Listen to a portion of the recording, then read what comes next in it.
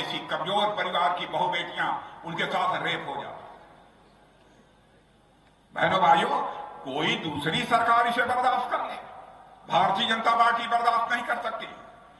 यदि किसी ने जबरन किसी मां बहन के साथ यदि रेप करने की कोशिश की, हम लोगों ने प्रोविजन कर दिया है उसको फांसी की सजा दी जाएगी, फांसी से कम की सजा नहीं दी जाएगी। राजनीति यदि की जानी चाहिए तो मूल्यों की राजनीति की जानी चाहिए। इस प्रकार की राजनीति हम लोगों ने की है। बेटियों को गर्भ में मार डालने की कितनी बड़ी समस्या थी। गर्भ में बेटियां होती थी, बेटी नहीं होनी चाहिए, बेटा ही होना चाहिए। इसके लिए भी हम लोगों ने कठोर कानून बनाए। यह गारंटी हम लोगों की है। अब हम लोग धीरे धीरे लोगों को रोजगार देना प्रारंभ किए हैं। बेरोजगारी यहां पर 8.5% थी, इतने दिनों के अंदर उसको कम किया हम लोगों ने। अब भारत में बेरोजगारी का दर केवल 5% रह गया है। बहनों भाइयों, अवसर दीजिए हमारे प्रधानमंत्री को। तीसरा टर्म ही नहीं, संकल्प लीजिए चौथा टर्म भी देंगे। हम गरीबी के संकट को भी दूर करेंगे और बेरोजगारी के संकट को भी दूर करेंगे।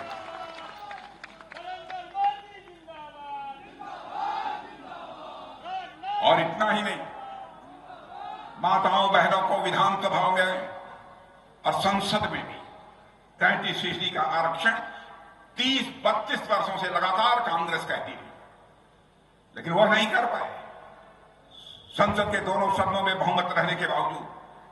लेकिन इस काम को यदि किसी ने किया है तो भारतीय जनता पार्टी ने किया है। बहनों भाइयों, हमारा चरित्र है, जो हम कहते हैं वह करते हैं। हम विश्वसनीयता का संकट किसी भी सूरत में भारत की राजनीति में पैदा नहीं होने देंगे। हम चुनाव के परिणामों की चिंता नहीं करते। क्या कभी आपने सोचा था पाइप से लोगों के घरों में पानी पहुंचेगा? क्या कभी सोचा था गरीब माताओं बहनों के भी, गरीब परिवारों के घर भी शौचालय बनेंगे? कोई प्रधानमंत्री शौचालय की चिंता कर रहा है, स्वच्छता की चिंता कर रहा है? इससे बड़ी संवेदनशीलता किसी प्रधानमंत्री की और क्या हो सकती है?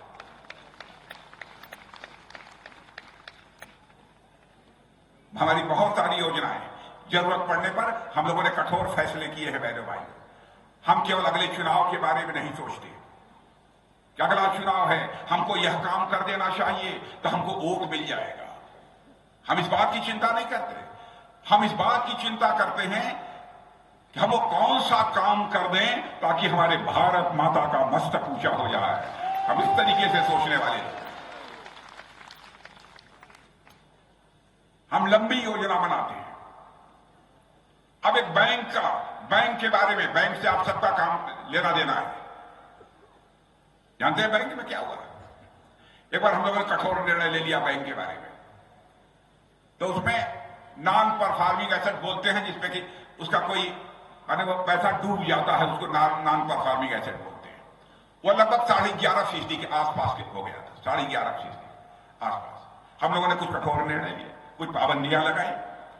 अब वो 3.5% से नीचे आ गया। मेरे बहनों भाइयों, 3.5% से नीचे आ गया। अब वही बैंक जीरो बैलेंस खाता खोल रहे हैं, बिना पैसे के खाता खुला है। मैं दावे के साथ कह सकता हूं, यहां भी हमारी कुछ माताएं बहनें होंगी अथवा लोग होंगे गरीब, जिनका कि जीरो बैलेंस खाता खुला है। जिनका खुला है जरा हाथ उठाइए, जीरो बैलेंस खाता किनका खुला है? क्या कभी कल्पना की था आपने कि बिना पैसा दिए बैंक में हमारा खाता खुल जाएगा? क्या कभी आपने सोचा था?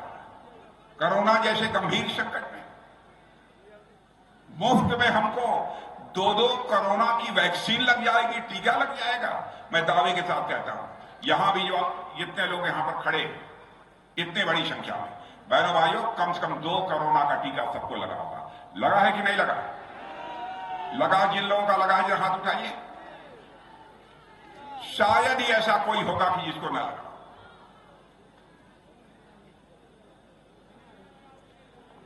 और कोरोना के संकट के दौरान भी जिस हालत यह थी, उस समय टीका, वैक्सीन भारत में बनता ही नहीं था। तो हमारे प्रधानमंत्री दौड़े दौड़े बंगलौर गए, वहां के वैज्ञानिकों से मिले, कहा क्या इसको बनाया नहीं जा सकता? हमारे वैज्ञानिकों ने कहा सारा देश के सहयोग लेकर हम इसको चटपट तैयार कर सकते हैं। उन्होंने कहा जितने भी पैसे की जरूरत होगी हम पैसा मुहैया कराएंगे, जितने संसाधन की जरूरत होगी हम संसाधन देंगे, लेकिन वैक्सीन बननी चाहिए। और आपको जानकर आश्चर्य होगा, हम दुनिया के 100 देशों को हमने वैक्सीन मुहैया कराया है बहनों भाइयों, टीका मुहैया कराया है, और अपने समस्त भारतवासियों को भी 2-2 डोज टीका लगाने का काम किया है। यह है हमारा भारत। इसलिए हम तीसरे टर्म और तीसरे टर्म के साथ साथ चौथे टर्म की भी बात करने के लिए आए। हम तीसरे टर्म की यदि मांग कर रहे हैं तो सत्ता भोगने के लिए हम नहीं आपसे वोट मांग रहे हैं, बल्कि राष्ट्र निर्माण के लिए हम आपसे वोट मांग रहे हैं, भारत के विकास के लिए वोट मांग रहे हैं। अब आप देखिए, अर्थव्यवस्था के आकार, मोटी भाषा में समझिए, अर्थव्यवस्था के आकार यानी धन दौलत के मामले में 2014 के पहले हमारा भारत दुनिया में 11वें स्थान पर था। अब आपको अंदाज होगा, सुन लीजिए, धन दौलत के आकार के मामले में हमारा भारत दुनिया में मोदी जी के आने के पहले 11वें स्थान पर था। बहनों भाइयों, आपको जानकर खुशी होगी कि आज के 2 साल पहले ही हमारी सरकार की नीतियों के कारण जो भारत धन दौलत के आकार के मामले में 11वें स्थान पर था, वह जंप लेकर आज दुनिया में 5वें स्थान पर आ गया। और यह मैं नहीं, दुनिया के बहुत बड़े विशेषज्ञ और दुनिया की वित्तीय फर्म्स अब यह कहने लगी हैं कि यदि ऐसे ही भारत आगे बढ़ता रहा तो 2027 यानी आज के 2.5-3 साल के बाद यह भारत धन दौलत के मामले में दुनिया के टॉप 3 कंट्रीज में आकर खड़ा हो जाएगा, दुनिया के 3 देशों की कतार में आकर खड़ा हो जाएगा। यह है भारत। भारत इतनी तेजी के साथ आगे बढ़ रहा है। इसलिए मैं आप सभी बहनों भाइयों से अपील करना चाहता हूं, आप सबका समर्थन, आप सबका सहयोग हम सबको प्राप्त होना चाहिए। और आपके सांसद गोपाल जी ठाकुर के बारे में मैं बताऊंगा आपको।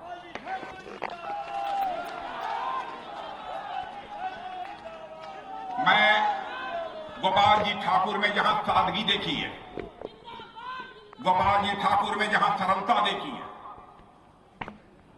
वही गोपाल जी ठाकुर में सबसे बड़ी खूबी जो मुझे देखने को मिली है कि जनता के कामों के लिए अथवा मिथिलांचल के विकास के सवाल पर कितनी मजबूती के साथ भारत की संसद में प्रभावी तरीके से आपकी आवाज को बुलंद करने का काम करते हैं।